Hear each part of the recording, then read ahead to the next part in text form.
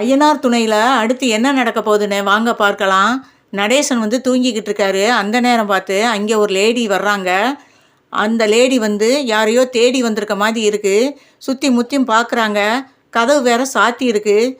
என்னடா நம்ம வந்த நேரம் கதவு சாத்தி இருக்கே அப்படின்னு சொல்லிட்டு, சரி இந்த நேரம் யார் கண்ணிலையும் மாட்டிடக்கூடாது அப்படின்னு சொல்லிட்டு வேகமாக போகிறாங்க. அந்த நேரம் வந்து முழிச்சு பார்த்துறாரு நடேசன்.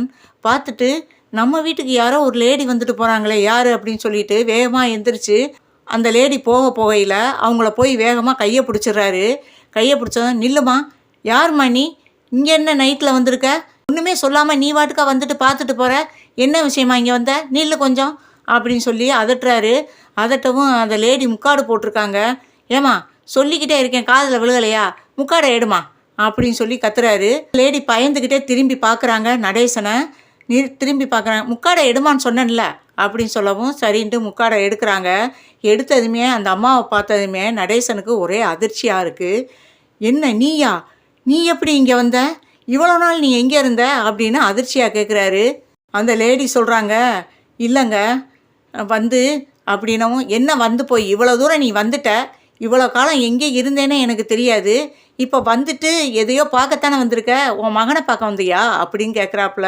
என் பையனை தான் பார்க்க வந்தேன் அப்படின்னு சொல்லவும், ஏன் இவ்வளோ நாள் உனக்கு அந்த பையனை பார்க்கணும்னு உனக்கு நினப்பு இல்லையோ, ஊரை விட்டு ஓடி இத்தனை வருஷம் சென்று தான் இப்போ தான் உனக்கு பிள்ளையாகவும் வந்திருக்கா அப்படின்னு கேட்குறாரு.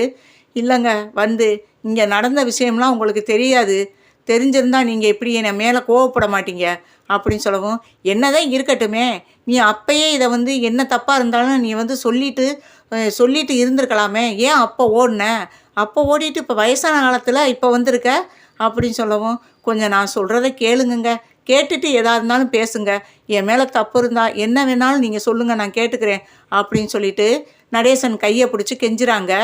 பார்த்து பேசவே எனக்கு பிடிக்கல, ஆனால் நீ இவ்வளோ தூரம் வந்துட்ட, சரி என்ன நடந்துச்சுன்னா அது இப்போயாவது சொல்லு, இவ்வளோ காலம் சென்று இப்போ தான் உனக்கு இந்த உண்மையெல்லாம் சொல்லணும்னு தோணுதா, என்ன தான் நடந்துச்சு, எதுக்காக நீ வீட்டை விட்டு போன அப்படின்னு நடேசன் கேட்குறாரு. எனக்கும் உடம்பு முன்ன மாதிரி சரியில்லை, அதனால் உங்கள்கிட்ட உண்மையை சொல்லிட்டு போயிடலாம் தான் நான் வந்தேன், என் பையனையும் பார்த்துட்டு அப்படிங்கிறாப்புல. சரி சொல்லு அப்படிங்கிறாப்புல. நீங்கள் இங்கே கூட்டியாந்த பிறகு நீங்கள் நல்லா தான் என்னைய வச்சுக்கிட்டீங்க, ஆனால் வந்து உங்கள் தங்கச்சி குடும்பம் என்னைய நீங்கள் வேலைக்கு போன நேரம் பார்த்து படாத பாடு படுத்துனாங்க. அதுக்கப்புறமும் நான் வந்து அதை அவங்ககிட்ட சொல்லலை, ஏன்னா சொன்னோம்னா அது பெரிய பிரச்சனையாகும், ஏற்கனவே உங்கள் 2 வீட்டுக்கும் பகையாக இருக்குது, அதனால் நான் வந்து எதையுமே சொல்லலை. ஒரு நாள் நீங்கள் வேலைக்கு போன நேரம் திடீர்னு நான் மயக்கம் போட்டு விழுந்துட்டேன். அந்த நேரம் யதார்த்தமாக உங்கள் தங்கச்சி வீட்டுக்கு வந்திருப்பாங்க போல். அப்போ என்னன்னு தெரியலை, திடீர்னு என்னைய கூட்டிகிட்டு ஆஸ்பத்திரி போயிருந்தாங்க உங்கள் தங்கச்சியும் தங்கச்சி வீட்டுக்காரும். அங்கே கூட்டிகிட்டு போனதும் அங்கே மயக்கம் தெளிஞ்சு நான் முழிச்சு பார்க்கல. அந்த டாக்டர் சொன்னார், அம்மா உனக்கு கேன்சர்மா அப்படின்னு சொல்கிறாரு. அதை கேட்டு நான் அதிர்ச்சியானேன். அதுக்கப்புறம் உங்கள் தங்கச்சி வந்து சொன்னாங்க, இங்கே பாரு, உனக்கு வந்திருக்கதோ பெரிய நோய், இந்த விஷயம் தெரிஞ்சிச்சுன்னா என் அண்ணன் வந்து நல்லவன்லாம் கிடையாது, ஏன்னா ஏற்கனவே நல்ல அழகான பொண்டாட்டி பணக்கார வீட்டு பிள்ளைய கல்யாணம் பண்ணிட்டு அவன் வந்து குடிச்சுப்பிட்டு வந்து ஏதோ ஒரு வெறியில் என் அண்ணன் பொண்டாட்டியை கொலை பண்ணிட்டான். நல்லா இருக்கிற பொண்டாட்டியை கொலை பண்ணவன் உன்னைய சும்மா விடுவானா, யோசிச்சுக்க. இந்த மாதிரி கேன்சர்னு தெரிஞ்சாலே உன்னையும் எதையாவது விஷத்தை வச்சு கொண்டுவிட்டு அவன் ஜெயிலுக்கு போகலாம், பயப்பட மாட்டான். அதனால் நான் சொல்கிறத கேளு, இப்படியே நீ வந்து உன் பிள்ளைய கூட்டிக்கிட்டு போகிறா இருந்தாலும் போ, இல்லைன்னா பிள்ளைய விட்டுட்டு போனாலும் போ, ஆனால் போனால் இனிமேல் நீ திரும்பி வரக்கூடாது.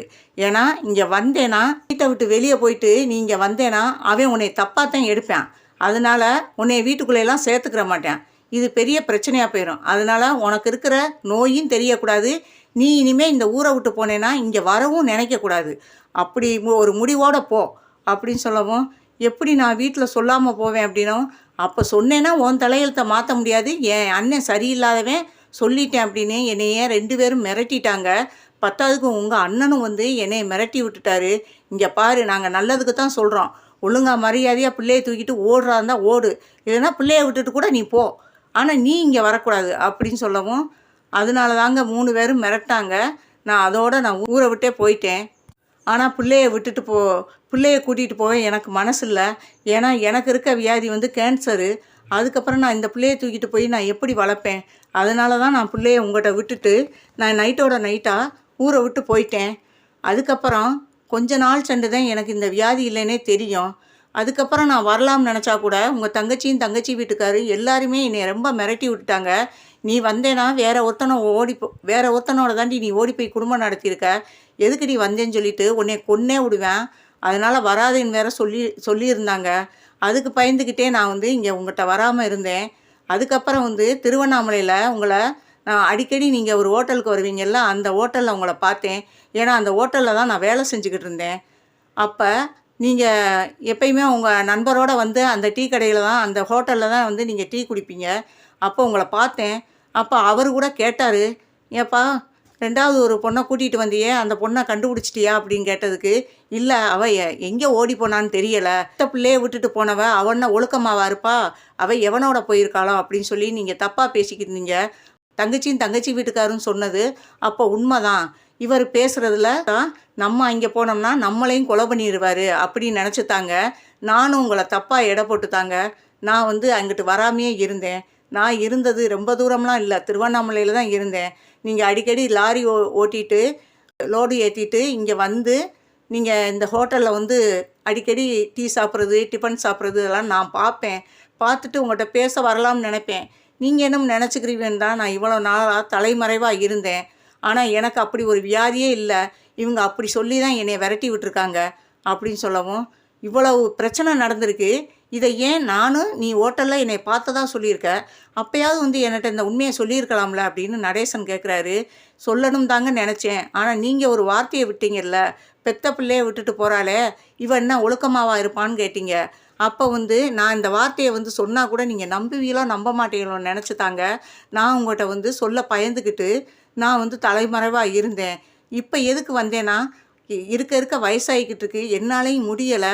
திடீர்னு நான் செத்து போயிட்டேன்னா என் பிள்ளைய கடைசியாக ஒரு தடவையும் உங்களையும் நம்ம பிள்ளைகளையும் பார்த்துட்டு போகலாம் தாங்க நான் வந்தேன். ஆனால் வந்துட்டு உங்களை எப்படியாவது பார்த்து இந்த உண்மையெல்லாம் சொல்லிட்டு தான் போகணும், இல்லைன்னா நான் களங்கமற்றவளாக ஆயிடுவேன். அதனால் உங்கள்கிட்ட எப்படியாவது பார்த்து உங்கள்கிட்ட உண்மையை சொல்லணும் தாங்க வந்தேன். என் பிள்ளை எப்படி இருக்கான், உங்கள் பிள்ளையெல்லாம் எப்படி இருக்குது அப்படின்னு கேட்குறாங்க. எல்லாரும் நல்லா இருக்காங்க. உன் பல்லவனுக்கு கூட இப்போ கொஞ்ச நாளைக்கு முன்னாடி தான் உன்னைய பற்றி விவரம்லாம் தெரியும். உன் போட்டோவை பார்த்துட்டு பெரிய பிரச்சனையே பண்ண ஆரம்பிச்சிட்டான். எங்கள் அம்மா அப்போ எங்கே இருக்காங்க, எனக்கு தெரிஞ்சே ஆகணும் அப்படின்னா அவன்கிட்ட வந்து எனக்கெல்லாம் தெரியாதுடா, அவன் எங்கே போனான் எங்கே இருக்கான்றது எனக்கு தெரியாது அப்படின்னு சொல்லி அவனை வீட்டில் உள்ளவங்க எல்லாருமே சேர்ந்து அவனை சமாதானப்படுத்தி வச்சோம். நேற்று நைட்டு முதற்கொண்டு என்னட்ட கேட்டேன், உங்களுக்கு தெரியாமல் எப்படி எங்கள் அம்மா இருக்கிற இடம் தெரியாமல் இருக்கும், ஒழுங்காக சொல்லுங்க அப்படின்னு கேட்டேன். நீ அவ்வளோ பெரிய மனுஷனா, உன்னிட்டெல்லாம் சொல்ல முடியாதுடா, எந்திரிச்சு போடா அப்படின்னு.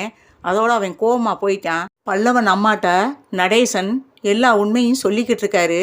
அந்த சமயம் பல்லவன் யதார்த்தமாக அங்கே வர, யார் இந்த நேரத்தில் யாரோ ஒரு பொம்பளை ஆள்கிட்ட அப்பா பேசிக்கிட்டு இருக்காரு, அதுவும் அப்பா கையை பிடிச்சி அந்த அம்மா கெஞ்சிக்கிட்டு இருக்காங்க.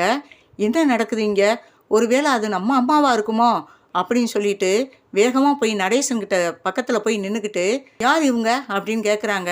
நடேசன் அதிர்ச்சியாக திரும்பி பார்க்குறாரு.